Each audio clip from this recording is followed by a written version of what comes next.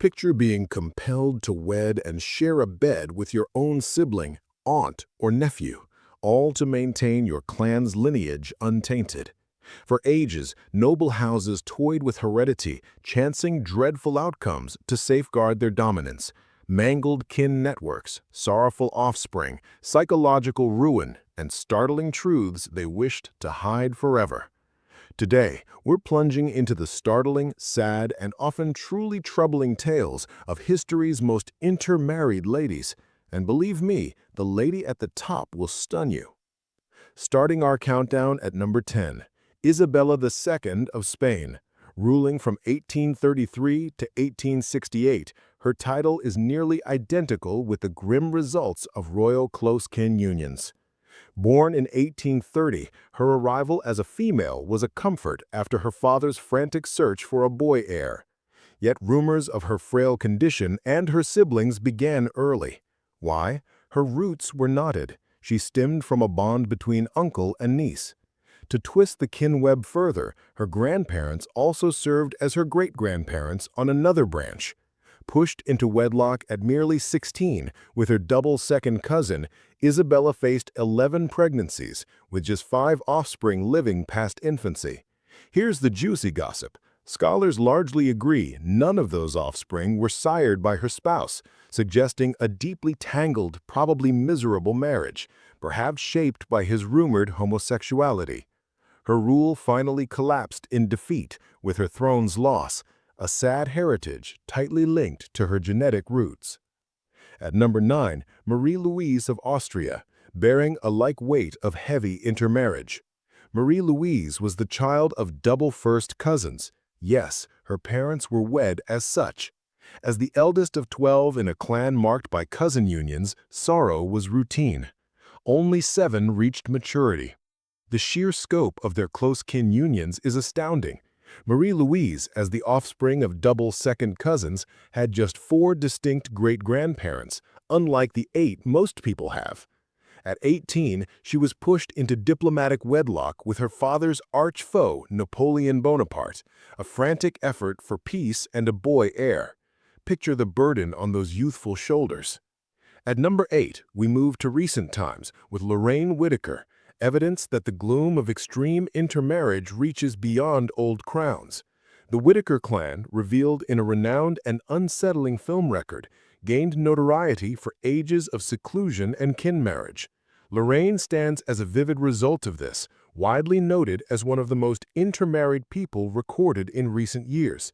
She's also the mother of Tiny Whittaker, often named as possibly the most intermarried person alive today, a grim example of how these patterns endure. Number 7, Maria I of Portugal, the devout, or maybe more fittingly, the distressed. Born in 1734, she was notorious for 2 things: deep mental turmoil and her highly intermarried lineage.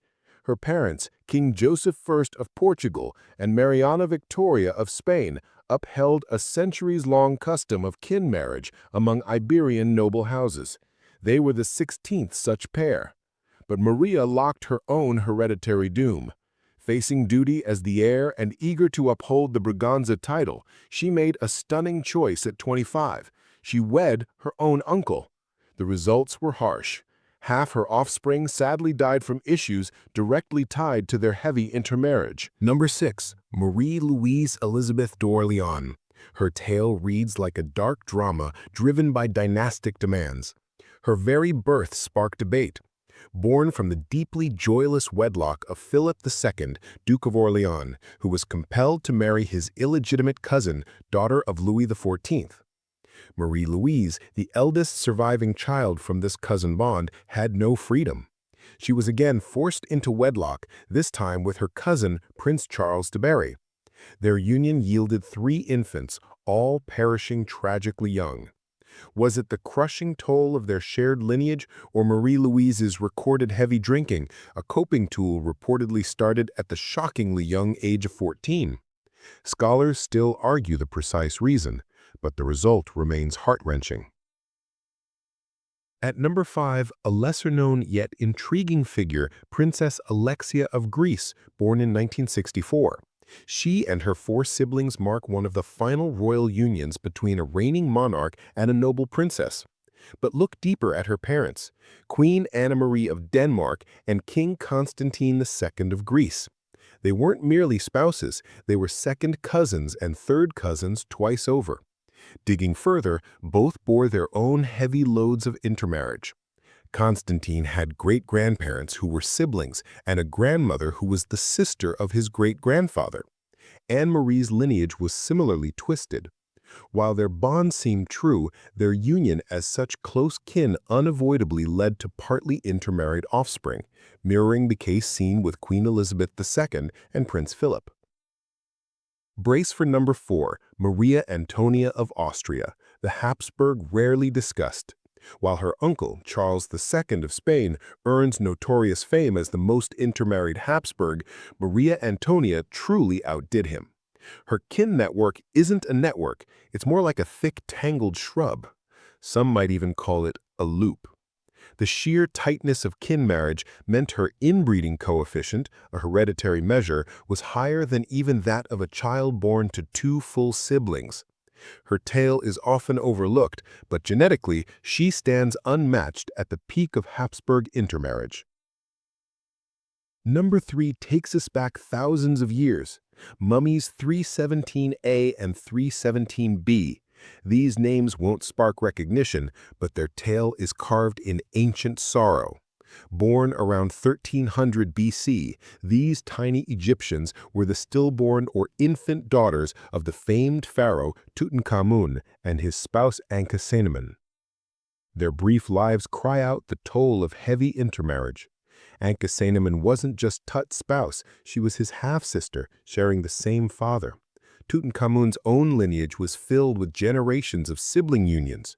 The hereditary cost was simply too great for these infants to survive. At number 2, we face a modern tragedy, Kimberly Colt. A pseudonym shielding her identity, she is arguably the most intermarried person alive today.